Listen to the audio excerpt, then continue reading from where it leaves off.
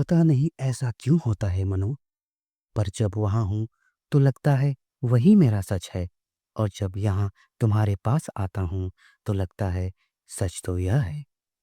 दोस्तों, मेरा नाम है शिवेश। कहानियाँ सुनाता हूँ। मैं आपको सुनाने जा रहा हूँ लेखिका मनु भंडारी की लिखी कहानी यही सच है। कानपुर का दृश्य। सामने आंगन में फैली धूप सिमटकर दीवारों पर चढ़ गई और कंधे पर बस्ता लटकाए नन्हे नन्हे बच्चों के झुंड दिखाई दिए।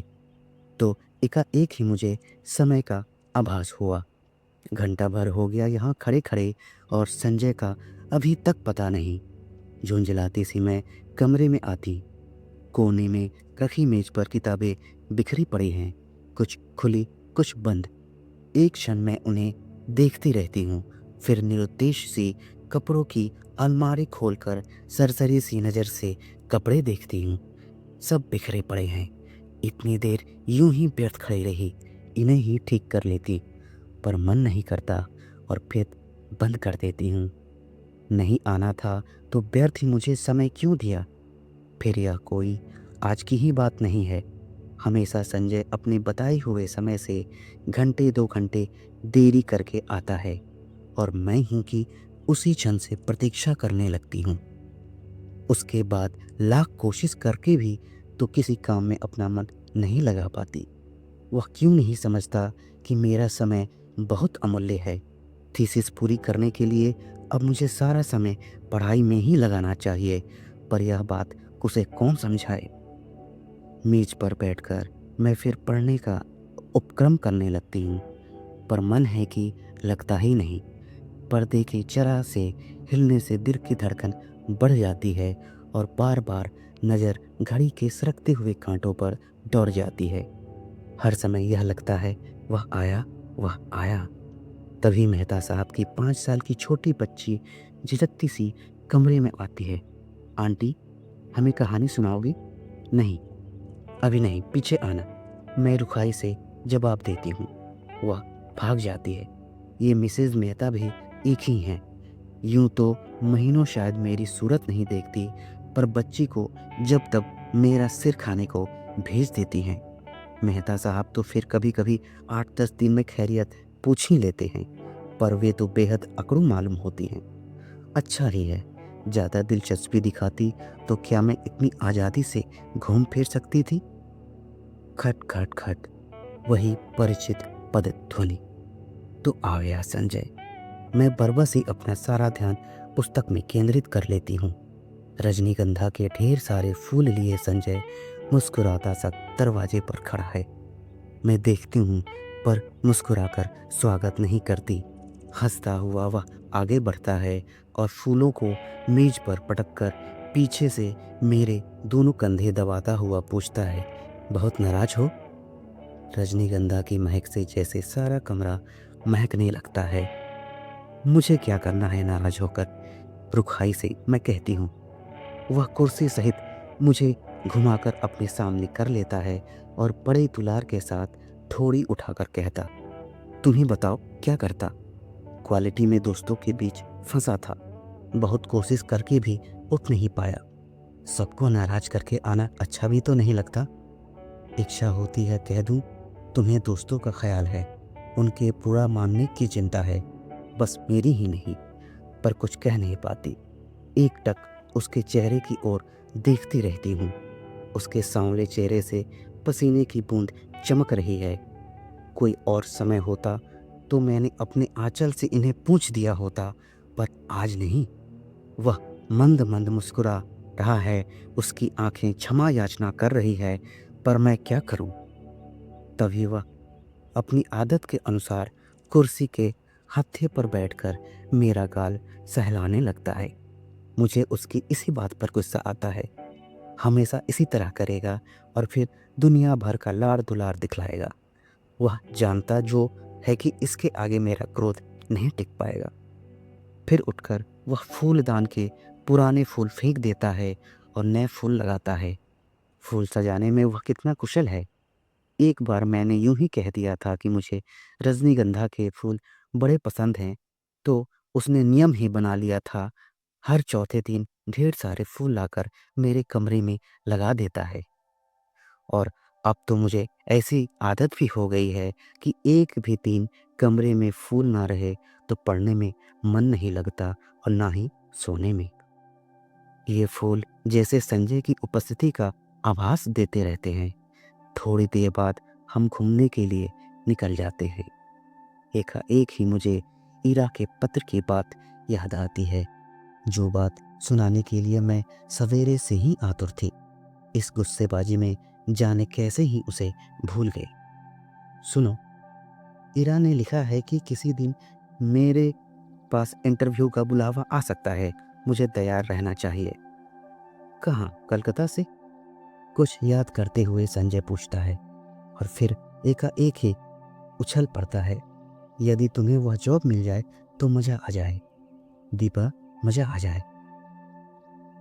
हम सड़क पर हैं, नहीं तो अवश्य ही उसने आवेश में आकर कोई हरकत कर डाली होती। जाने क्यों मुझे उसका इस प्रकार प्रसन्न होना अच्छा नहीं लगता। क्या वह चाहता है कि मैं कलकत्ता चली जाऊं उससे दूर? तभी सुनाई देता है, तुम्हें यह जॉब मिल जाए तो मैं भी अपना तबादला कलकत्ता ही करवा लूं, हेड ऑफिस में। यहाँ की रोज की किचकिच से मेरा मन उब गया है। कितनी ही बार सोचा कि तबादले की कोशिश करूं, पर तुम्हारे ख्याल ने हमेशा मुझे बांध लिया। ऑफिस में शांति हो जाएगी, पर मेरी शामें कितनी वीरान हो जाएंगी। उसके स्वर की आर्द्रता ने मुझे छू लिया। एकाएक ही मुझे लगने लगता है रात बड़ी सुहावनी हो चली है। हम दूर निकलकर अपनी प्रिय टेकरी पर जाकर बैठ जाते हैं। दूर दूर तक हल्की सी चांदनी फैली हुई है और शहर की तरह यहाँ का वातावरण धुएं से भरा हुआ नहीं है। वह दोनों पैर फैलाकर बैठ जाता है और घंटों मुझे अपने ऑफिस के झगड़े की बात सुनाता है और फिर कलकत्ता जाकर साथ जीवन बिताने की योजनाएं बनाता है। मैं कुछ नहीं बोलती, बस एकटक उसे देखती हूँ, देखती रहती हूँ। जब वह चुप हो जाता है तो बोलती हूँ, मुझे तो इंटरव्यू में जाते समय बड़ा डर लगेगा, पता नहीं कैसे क्या पूछते होंगे। मेरे लिए तो यह पहला ही मौका है। वह खिलखिलाकर हंस पड़ता है। तुम भी एक मूर्खा हो, घर से दूर यहाँ कमरा लेकर अकेले रहती हो, रिसर्च कर रही हो, दुनिया में घूमती फिरती हो और इंटरव्यू के नाम से डर लगता है, क्यों? और गाल पर हल्की सी चपत जमा देता है। फिर समझाता हुआ कहता है, और देखो, आजकल ये इंटरव्यू आदि तो सब लिखावा मात्र होते हैं। वहाँ किसी जान पहचान वाले से इन्फ्लुएंस डलवा कर जाना। पर कलकत्ता तो मेरे लिए एकदम नई जगह है। वहाँ ईरा को छोड़कर मैं किसी को जानती भी नहीं। अब उन लोगों की कोई जान पहचान हो तो दूसरी बात है।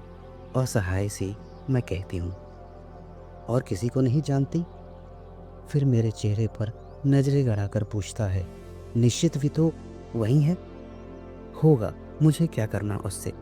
मैं एकदम ही भन्ना कर जवाब देती हूँ। पता नहीं क्यों मुझे लग ही रहा था कि अब वह यही बात कहेगा। कुछ नहीं कहना, वह छेड़ने के लहजे से कहता है, और मैं भभक पड़ती हूँ। देखो संजय, मैं 1000 बार तुमसे कह चुकी हूँ, मुझे उसे लेकर मजाक मत किया करो। मुझे इस तरह का मजाक जरा भी पसंद नहीं है। वह खिलखिलाकर हंस पड़ता है, पर मेरा मूड खराब ही हो जाता है। हम लौट पड़ते हैं। वह मुझे खुश करने के इरादे से मेरे कंधे पर हाथ रख देता है। मैं झपट कर हाथ हटा देती हूँ। क्या कर रहे हो? कोई देख लेगा तो क्या कहेगा? कौन है यहाँ जो देख लेगा? और देख लेगा तो देख ले, आप ही को रहेगा। नहीं, हमें पसंद नहीं है बेशर्मी। और सच ही मुझे रास्ते में ऐसी हरकतें पसंद नहीं है, चाहे रास्ता निर्जन ही क्यों ना हो, पर है तो रास्ता ही। फिर कानपुर जैसी जगह।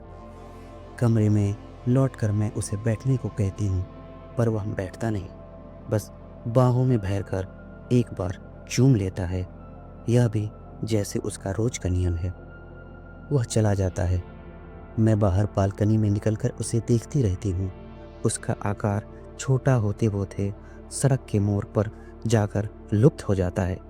मैं उधर ही देखती रहती हूँ, निरुद्देश सी, खोई खोई सी। फिर आकर पढ़ने बैठ जाती हूँ।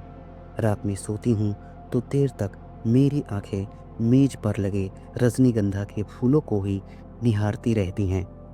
जाने क्यों अक्सर मुझे भ्रम हो जाता है कि ये फूल नहीं हैं, मानो संजय की अनेका एक आंखें हैं जो मुझे देख रही हैं, सहला रही हैं, दुलरा रही हैं और अपने को यूं ही असंख्य आंखों से निरंतर देखे जाने की कल्पना से मैं लजा जाती हूँ। मैंने संजय को भी एक बार यह बात बताई थी तो वह खूब हंसा था और फिर मेरे गालों को सहलाते हुए उसने कहा था कि मैं पागल हूँ, निरी मूर्खा हूँ। कौन जाने, शायद उसका कहना ही ठीक हो, शायद मैं पागल ही हूँ। मैं जानती हूँ संजय का मन निश्चित को लेकर जब तक सशंकित हो उठता है, पर मैं उसे कैसे विश्वास दिलाऊं कि मैं निश्चित से नफरत करती हूँ। उसकी याद मात्र से मेरा मन घृणा से भर उठता है। फिर 18 वर्ष की आयु में किया हुआ प्यार कोई प्यार होता है भला? मेरा बचपन होता है, महज पागलपन। उसमें आवेश रहता है पर स्थायित्व नहीं, गति रहती है पर गहराई नहीं। जिस वेग से वह आरंभ होता है, जरा सा झटका लगने पर उसी वेग से टूट भी जाता है और उसके बाद आहों, आंसुओं और सिसकियों का एक दौर। सारी दुनिया की निस्सारता और आत्महत्या करने के अनेका एक संकल्प और फिर एक तीखी घृणा।